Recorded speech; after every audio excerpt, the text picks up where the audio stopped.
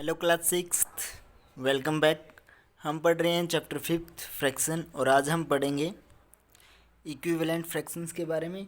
कुछ तो equivalent fraction के बारे में हम कल सीख लिया था। हमने ये भी सीख लिया कि किसी गिवन फ्रैक्शन के इक्विवेलेंट फ्रैक्शन कैसे लिखते हैं और फिल इन द ब्लैंक्स वाले क्वेश्चन भी आपने सोल्व किए थे। उन्हीं क्वेश्चंस का एक जो उनको दूसरे टाइप से लिखा जाता है वो कैसे है उनको हम आज सोल्व करना सीखेंगे।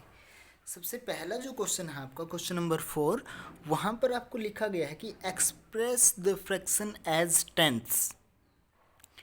अब टेंथ्स का क्या मतलब हुआ ये आपको पता है। जब आप कैसे पता है, जब आपने फ्रैक्शन का नाम लिखना सीखा था इससे पिछली एक्सरसाइज में। जैसे कि ये है अपना 3/4, तो इसको हम कैसे लिखते हैं 3/4, राइट।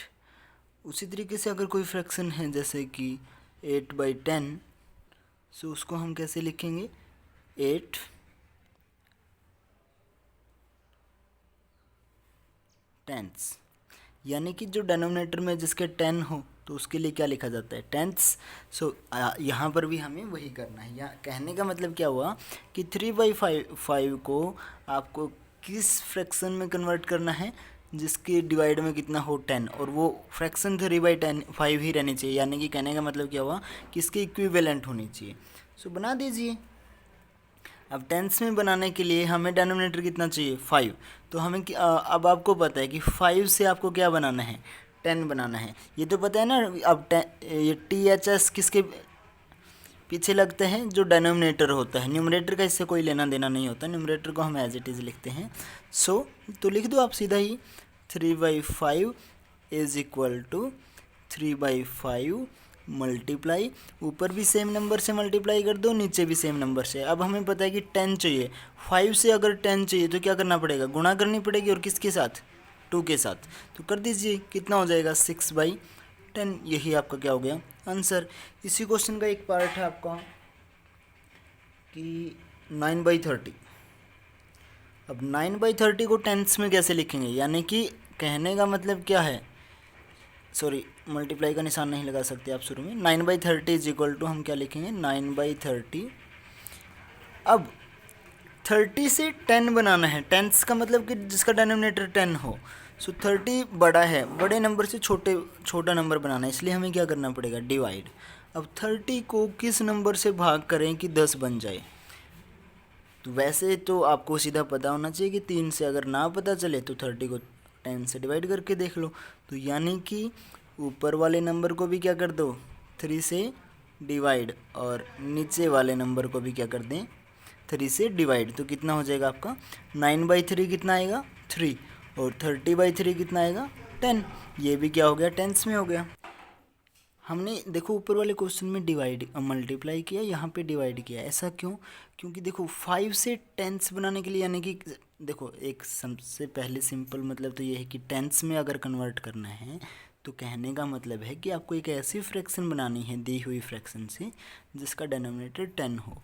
अब अगर 5 से हमें 10 बनाना है तो ऑब्वियस सी बात है कि 5 छोटा है, और छोटे नंबर से बड़ा नंबर बनाना है तो मल्टीप्लाई करनी पड़ेगी। अब किसके साथ मल्टीप्लाई करनी है 5 से 10 बनाना है। बाई चांस अगर आपको वैसे ना पता चले तो 10 को 5 से डिवाइड करके देख लें। उसी तरीके से यहाँ पर क्या था, हमें 30 से 10 बनाना है। तो 30 से जब 10 बनाना है तो उस केस में आपको क्या करना है, अब आपको देखना है कि नंबर शुरू में हमें 30 दे रखा है, 30 से 10 यानी कि पहले बड़ा है फिर नंबर छोटा। अब बड़े नंबर को छोटा करने के लिए क्या करना पड़ेगा डिवाइड करना पड़ेगा। अब किससे डिवाइड करना है, तो आपको पता होना चाहिए कि 30 को 3 से डिवाइड करेंगे 10 आएगा, या फिर 30 को 10 से डिवाइड कर लो पहले रफ साइड में, और फिर वहाँ से जो नंबर आएगा उसके साथ दोनों न्यूमरेटर और डिनोमिनेटर को क्या कर दीजिए डिवाइड कर दें, तो आपका आंसर हो जाएगा। इसी तरीके से बाकी के जो पार्ट बच गए वो आपको स्वयं सोल्व करने हैं।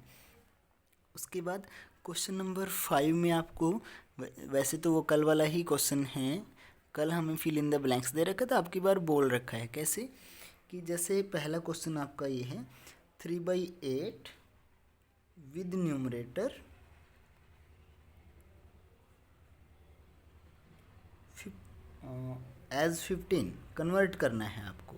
तो कहने का मतलब क्या हुआ कि 3/8 की आपको क्या लिखनी है, एक इक्विवेलेंट फ्रैक्शन लिखनी है जिसका न्यूमरेटर कितना चाहिए आपको 15, यानी कि 3/8 इज इक्वल टू 3/8।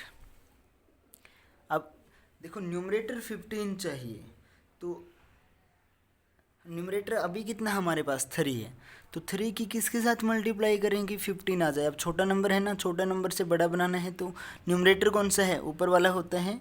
सो 3 की किसके साथ मल्टीप्लाई करेंगे 15 बन जाए 5 के साथ। अब इक्विवेलेंट बनाना है तो जिसके साथ मल्टीप्लाई ऊपर किया है उसी के साथ मल्टीप्लाई हमें नीचे वाले को भी करना पड़ेगा, डिनोमिनेटर को भी। तो कितना हो जाएगा 15/40। ठीक है, यही आपकी क्या हो जाएगी आंसर। उसी तरीके से कहीं एक जो लास्ट क्वेश्चन आपका इसी पार्ट में दिया गया है कि 48 डिवाइड बाई 84, इसको आपको क्या करना है, हैविंग न्यूमरेटर 4 उसमें कन्वर्ट करना है, जिसका क्या है न्यूमरेटर कितना होना चाहिए 4। सो अब इस क्वेश्चन को कैसे करेंगे हम सोल्व, जो नंबर फ्रैक्शन दी है वो लिखेंगे 48 divide by 84 is equal to, दोबारा से यही अब इसमें चेंज करना है, इक्विवेलेंट बनानी है। तो अब देखो न्यूमरेटर चाहिए कितना 4, है कितना हमारे पास 48, तो बड़े से छोटा बनाना है, इसलिए क्या करना पड़ेगा आपको डिवाइड। तो ऊपर भी डिवाइड और नीचे भी डिवाइड। अब किसके साथ डिवाइड करना है, 48 से 4 कब बनेगा, किसके साथ डिवाइड करने से, इसको डिवाइड करके आप देख लो। तो डिवाइड करने से कितना आ गया 12, यानी कि जब हम 48 को 12 से डिवाइड कर देंगे तो 4 आ जाएगा जो हमें चाहिए है। सो ऊपर भी 12 से डिवाइड, नीचे भी 12 से डिवाइड, कितना हो जाएगा यहाँ पे 4, और इस केस में कितना हो जाएगा 7। ठीक है, अब वो आपको देखना है कि न्यूमरेटर बोला गया है या डिनोमिनेटर। डिनोमिनेटर दिया है तो डिनोमिनेटर को के हिसाब से चेंज करो, न्यूमरेटर दिया है तो न्यूमरेटर के हिसाब से चेंज करो। ठीक है, सो इस तरीके से आपका क्वेश्चन नंबर 5 हो जाएगा। उसके बाद बचता है लास्ट क्वेश्चन, क्वेश्चन नंबर 6, जहाँ पर हमें क्या करना है, दो फ्रैक्शन दी गई हैं और उन दोनों फ्रैक्शन को आपको चेक करना है कि क्या वो इक्विवेलेंट हैं या नहीं हैं। तो दो फ्रैक्शन को चेक करने का बहुत आसान तरीका है कि वो इक्विवेलेंट है या नहीं है। तो सबसे पहले ये लिखो जो भी आपको फ्रैक्शन दी गई है, गिवन फ्रैक्शंस आर। अब वो क्या क्या है, फॉर एग्जांपल पहला क्वेश्चन है 7/8 एंड 35/40। ठीक है, तो आप सिंपल देखो, वैसे तो या तो कोशिश कर लो कि न्यूमरेटर 7 है, 7 से 35 बना कब, जब किसके साथ मल्टीप्लाई की गई है 5 के साथ। तो 8 की भी अगर उसी नंबर के साथ मल्टीप्लाई करने से जो डिनोमिनेटर है वो आ जाता है तो इसका मतलब वो इक्विवेलेंट है। या फिर ये सब करने की बजाय आप सिंपल क्या करो, यहाँ पर 7/8 और दूसरी फ्रैक्शन यहाँ पे लिख दो 35/40 और इनकी क्रॉस मल्टीप्लाई कर दो। क्रॉस मल्टीप्लाई करने के बाद यहाँ पे कर रहा हूँ मैं इससे नेक्स्ट स्टेप। क्रॉस मल्टीप्लाई करने के बाद देखिएगा क्या मिला आपको, 7 × 40 7 की 40। क्रॉस मल्टीप्लाई का मतलब क्या है, पहली फ्रैक्शन के न्यूमरेटर की मल्टीप्लाई दूसरी फ्रैक्शन के डिनोमिनेटर के साथ, और पहली फ्रैक्शन के डिनोमिनेटर की मल्टीप्लाई दूसरी फ्रैक्शन के न्यूमरेटर के साथ। और 7 × 40 एंड दूसरा क्या आएगा 8 × 35।